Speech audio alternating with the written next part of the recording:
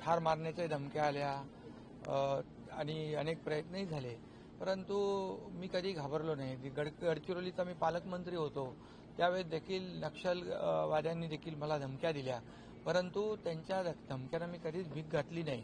आणि आपल्या गडचिरोलीच्या पोलिसांनी अतिशय चांगलं काम केलं नक्षलवाद संपवण्यासाठी.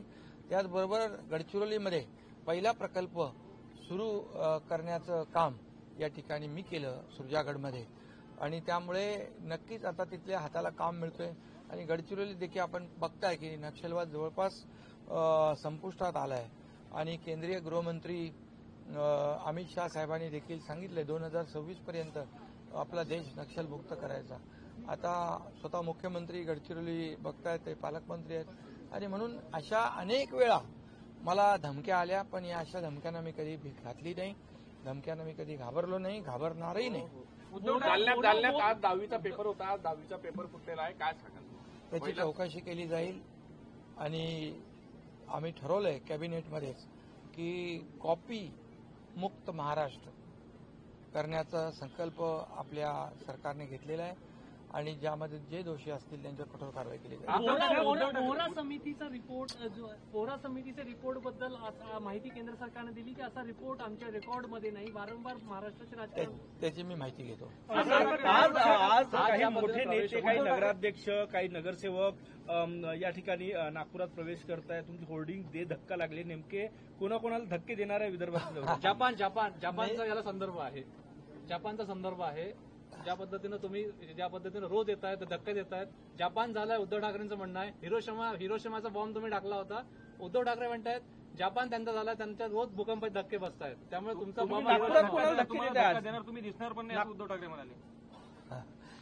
कसं आहे, ह्याच्यामध्ये काही लोक म्हणाले धक्का पुरुष झाले. खरं म्हणजे त्यांना या विधानसभेच्या निवडणुकीमध्ये लोकांनी मजबूत धक्का देऊन कायमचं घरी बसवलेलं आहे.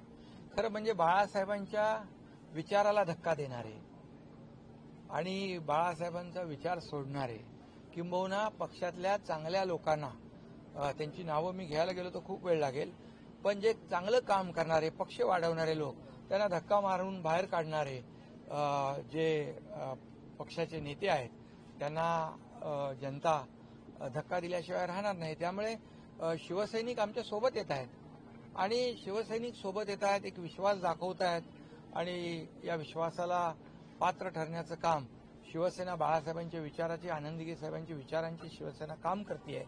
आणि म्हणून एक शेअर बाजाराचं तुम्हाला मी सांगतो, शेअर बाजारमध्ये ज्या कंपनीचे शेअर, त्याचे क्रेडिबिलिटी असते आणि विश्वास असतो, ते शेअर लोक खरेदी करतात. किती बाजारामध्ये उलटापालट झाली तरी ते शेअर खालीवर होत नाहीत, असे आमची शिवसेना आहे. आणि त्यामुळे या शिवसेनेवर लोक विश्वास ठेवत आहेत. खरं म्हणजे काम करणारी शिवसेना, बाळासाहेबांचे विचार पुढे घेऊन जाणारी शिवसेना, आनंदीगे साहेबांचे विचार पुढे घेऊन जाणारी शिवसेना, आणि विकासाला प्राधान्य देणारी शिवसेना. म्हणून 2.5 वर्ष मी जे काम केलं, महायुती, मी, देवेंद्रजी, अजितदादा, एक टीम बनवून काम आम्ही केलं, आणि त्याचा परिपाक जो आहे या विधानसभेत दिसतोय. नाशिक रायगडचा तिढा कधी सुटणार? पालकमंत्री लवकरच सुटेल तिढा.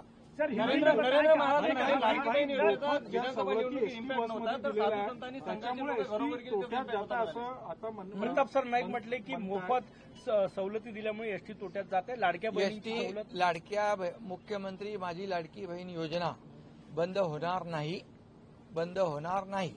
त्याचबरोबर एसटीमध्ये लाडक्या बहिणींना, महिलांना 50% सवलत दिलेली, ती सवलत बंद होणार नाही, बंद होणार नाही. नरेंद्र महाराज म्हणाले, चलो ओके, हिंदी में बोलो. हाँ सर, आपने कहा था कि आपको हल्के में न लिया जाए, नहीं तो आप टांगा पलट जाएंगे. इशारा किसके तरफ था? नंबर 1. दूसरा सवाल है कि कुछ राज्यों में मुसलमान ये मांग कर रहे हैं कि रमजान के दौरान उन्हें 1 घंटे पहले छुट्टी दी जाए. क्या महाराष्ट्र में भी इस तरीके की आप लोग सोच रहे हैं? नहीं, देखिए, क्या कहा पहले आपने कि मुझे हल्के में नहीं ले, ये तो मैंने पहले ही कहा है. जिन्होंने मुझे हल्के में लिया है, मैं एक कार्यकर्ता हूं, सामान्य कार्यकर्ता हूं, लेकिन बाला साहब और दिगे साहब का कार्यकर्ता हूं, ये समझ के मुझे सबने लेना चाहिए. और इसलिए जब हल्के में लिया तो 2022 में टांगा पलटी कर दिया. सरकार को बदल दिया, आम लोगों के मन की सरकार को हमने लाया वहां पर, और डबल इंजन की जो लोग चाहते थे, डबल इंजन की सरकार चली। और देखो, मैंने उस वक्त कहा था विधानसभा के पहले मेरे भाषण में कि मैं और देवेंद्र जी 200 से ज्यादा सीटें लाऊंगा, तो 232 सीट आई है।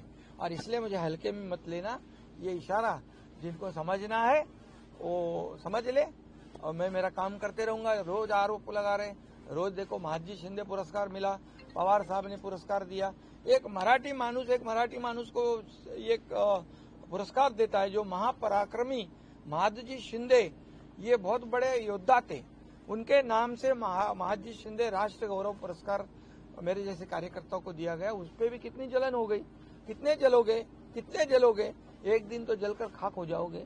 और इसलिए मैं कहता हूं कि उस वक्त पवार साहब का भी अपमान किया, जिन्होंने उनको मुख्यमंत्री बनाया था, उनका भी अपमान किया। साहित्यिक लोगों को दलाल कहा, उनका भी अपमान किया। महादजी शिंदे जी, उनके वंशजों का भी अपमान किया। मेरा तो अपमान छोड़ो। और उसमें अमित शाह जी का भी नाम जोड़ा गया, बोले ये पुरस्कार अमित शाह जी को है। क्यों? क्या ये सब चल रहा है? कभी तो सुधरेंगे कि नहीं? और इसलिए मैं अभी भी कहता हूं, देखो, मुझे कितने भी आरोप लगाओ, कितनी भी गालियां दो, लेकिन जब तक ये पूरी जनता महाराष्ट्र के हमारे साथ है, तब तक मुझे कोई चिंता नहीं है। वो प्रस्ताव कोई आया नहीं है अभी हमारे पास। विधानसभा निवडणुकीत लाडकी बहीण योजनेचा इम्पॅक्ट नव्हता, साधू संत आणि संघाचे लोक घरोघरी सगळ्यांचा इम्पॅक्ट सगळ्यांचा होता। लाडकी बहीण, लाडके शेतकरी, लाडके तरुण, लाडके ज्येष्ठ, साधू संत, राष्ट्रीय स्वयंसेवक संघ, सगळ्या लोकांनी काम केलं, साधू संतांनी केलं। आणि त्यामध्ये नरेंद्र महाराजांचं देखील मोठं एक अधिष्ठान आहे, त्यांचे लोक देखील आमच्या महायुतीच्या पाठीशी होते, महायुतीला त्यांनी देखील सहकार्य केलं। अमित शाह ने आरोप लगाया है कि आज धनंजय मुंडे अमित शाह काही महायुतीची बैठक वगैरे होणार बैठक नाही, उद्या वेस्टर्न झोनल जी कमिटी आहे काउन्सिल, त्याची बैठक आहे। धन्यवाद।